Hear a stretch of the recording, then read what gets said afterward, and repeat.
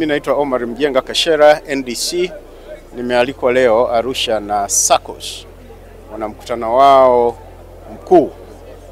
Na walinialika nije kuzungumzia masuala ya uongozi wa kimkakati. Na nianze tu kwa kusema kwamba kila taasisi, iwe Afrika, duniani, iwe ni binafsi, iwe ya kiserikali,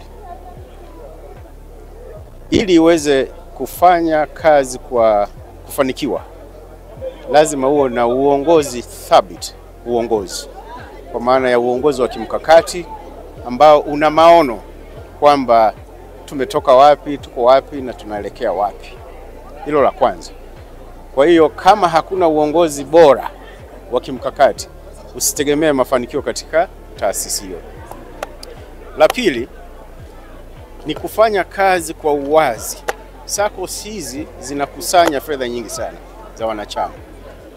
Kati ya sumu inayoua taasisi kama hizi ni kutokuweka mambo bayana na wazi.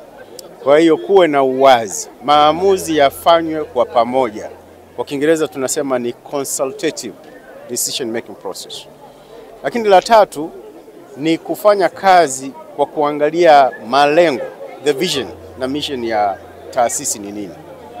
Na kama ninavyosema siku zote, vision na mission ina focus kuendeleza watu. Sasa kwa SACCOS kama hii, watu wake ni wanachama. Nimewaomba kwamba wanachama waone faida ya kuwa wanachama wa SACCOS. Kwa hiyo matunzo ya fedha wazi, maamuzi ya pamoja jumuishi iwe ni nguzo kuu katika wao kufanikiwa. Nimewauliza sasa leo tuko 2025. Wanajiona wapi miaka 5 ijayo? Hili swali huwezi kulijibu kama una uongozi mbovu.